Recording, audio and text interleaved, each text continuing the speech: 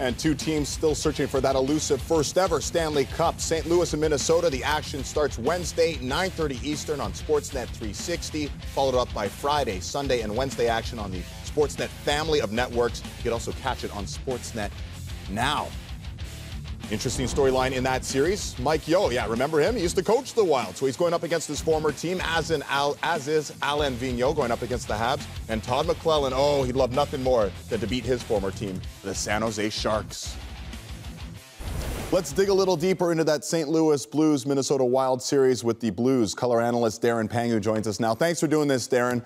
And maybe, just maybe, the Blues season turned around when they replaced Ken Hitchcock with Mike Yeo. And the former Wild coach, he's been a sensation in St. Louis, 22-8-2 since he was hired on February 1st. What went differently for this Blues team since that hiring? Well, you know, David, for whatever reason, and Ken Hitchcock is known to be a great defensive coach, but they were a little out of sorts on the defensive side of the puck. They went into a little bit of a man-on-man.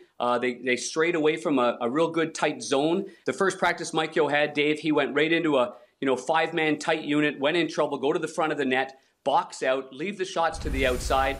Immediately we saw results with the save percentage of the goaltending. We saw better defending in front of the net, fewer red zone scoring chances. And I think as a team, they gained confidence, David, because they knew that they had more energy on the offensive side of it and not wasting a whole lot of time in the defensive zone. Which is funny because they also go and trade Kevin Shattenkirk, but still the team elevates itself into the situation they're in right now. Top 10 in both PK and power play. The special teams have been great.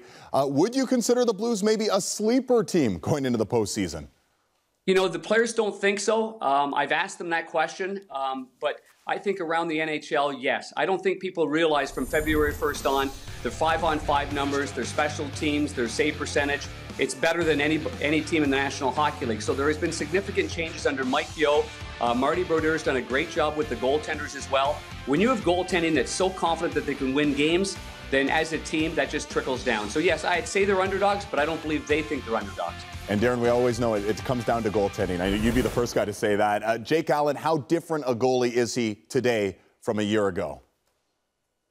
Well, number one, he's a battler to begin with, and Marty deserves a lot of credit. The defensive zone structure deserves a lot of credit, but I think the number one thing is he's staying on his edges a lot more, less sliding around, more in control, and that's been a big factor. The players have a great deal of confidence in Jake and in Carter Hutton, but in particularly Jake, because he was out of sorts for about 3 weeks. For him to find it back again says a lot about his character. It's going to be fun, and the action starts on Wednesday on Sportsnet 360 and Sportsnet Now. Thanks so much, Darren Pang, for joining us here on Hockey Central. Thank you, David.